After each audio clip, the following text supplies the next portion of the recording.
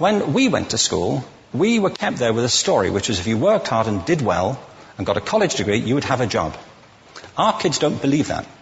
And they're right not to, by the way. The earliest example was that I said no to getting an education in creative writing. And particularly not if the route to it marginalizes most of the things that you think are important about yourself. Which is a thing you can do now, right?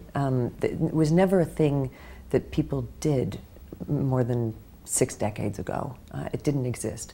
The problem is that the current system of education was designed and conceived and structured for a different age. It was conceived in the intellectual culture of the Enlightenment and in the economic circumstances of the Industrial Revolution. You became a writer by reading your master's work, which was available to you wherever literacy was available, wherever books were, and by working and by writing. And there was never a history in writing of tutorialship. And better having a degree than not, but it's not a guarantee anymore. And then suddenly in post-war America, we invented this thing called the master's degree in education that is modeled on the interests of industrialism and in the image of it.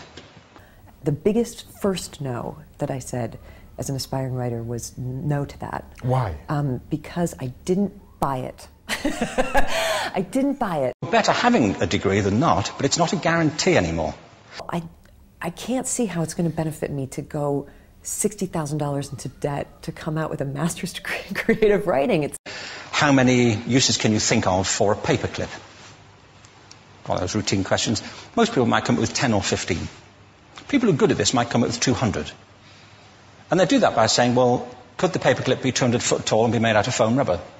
You know, like, does it have to be a paperclip as we know it, Jim? You know.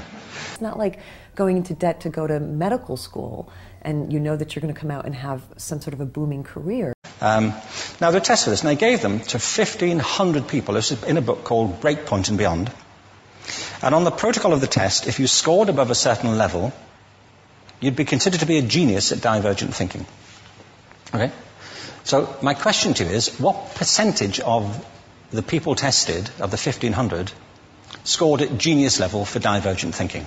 Saddle yourself with that kind of, financial anchor at such a young age just seemed like it would be the death of creativity. These were kindergarten children. So what do you think? What percentage at genius level? 80. 80, okay. 98%. Now, the thing about this was it was a longitudinal study. So they retested the same children 5 years later, ages of 8 to 10. What do you think? 15? They retested them again 5 years later, ages 13 to 15.